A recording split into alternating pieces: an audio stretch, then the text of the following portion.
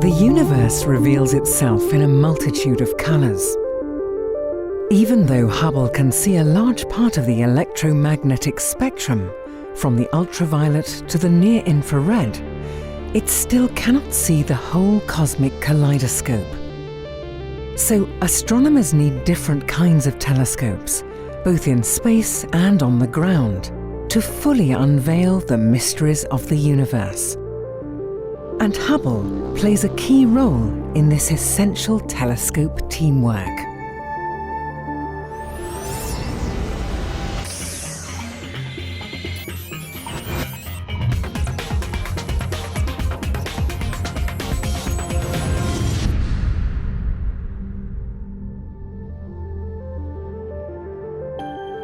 The universe looks very different in the light of different wavelengths, and many scientific questions can only be answered by studying objects in specific parts of the spectrum. Modern telescopes are often built to study a very specific wavelength range, a small part of the electromagnetic spectrum in which they are the experts.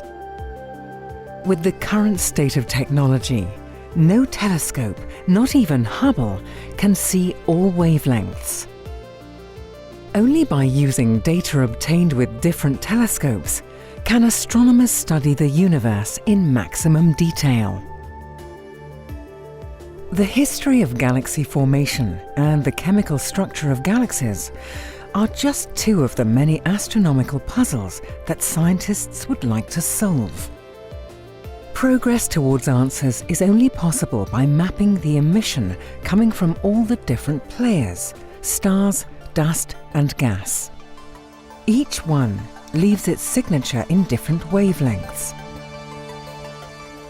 For instance, the same portion of space studied by Hubble can be observed by the instrumentation aboard the Chandra X-ray Space Observatory. Hubble and Chandra have teamed up many times in the past.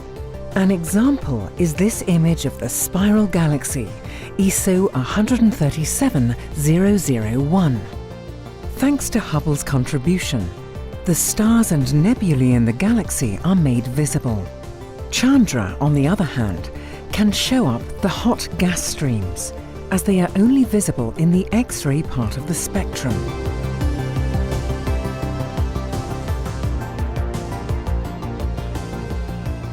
But Hubble is not only working together with other space telescopes, it also cooperates with ground-based ones. And while telescopes in orbit have the advantage of being immune to atmospheric turbulence, instrumentation on the ground can be continuously updated and often show a bigger field of view. A good example is ESO's Very Large Telescope on Cerro Paranal in the Chilean Atacama Desert.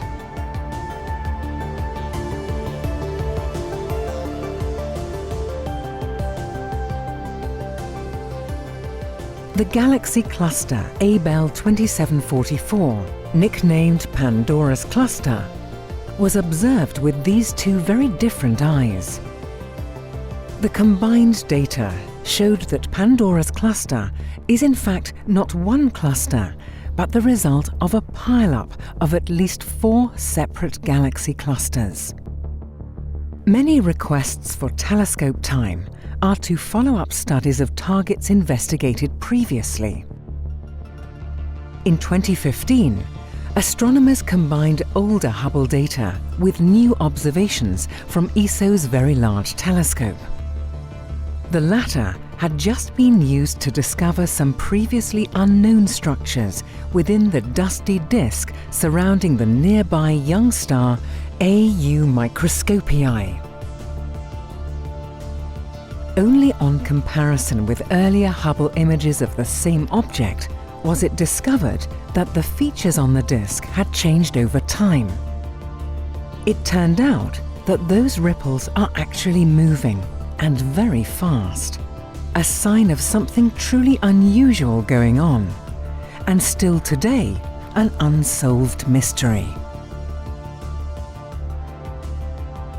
In the last 20 years, the hunt for exoplanets has become a crucial and very prolific field of study in astronomy, a field in which almost all telescopes try to make their mark. For this hunt, Hubble teamed up with the Spitzer Infrared Space Telescope. Together, they produced the largest comparative study ever of 10 hot Jupiter-sized exoplanets.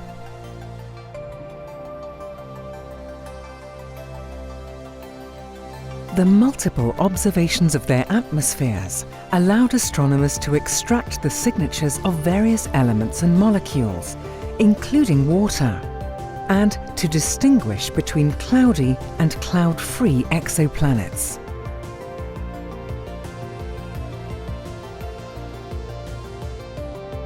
Sometimes, more than two telescopes have to work together to achieve a common goal.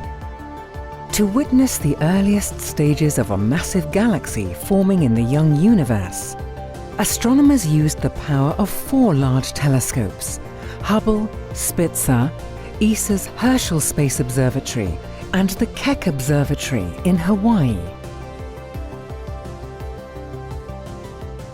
Together, the 4 telescopes observed the early growth of a galactic giant as it appeared 11 billion years ago, just 3 billion years after the Big Bang.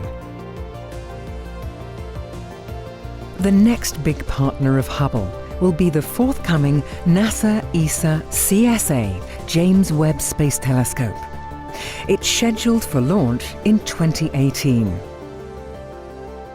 While Hubble can see ultraviolet, visible, and some infrared light, James Webb is specialized for the infrared.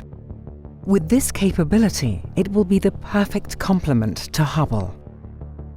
Together, they will write another chapter in the story of successful telescope teamwork.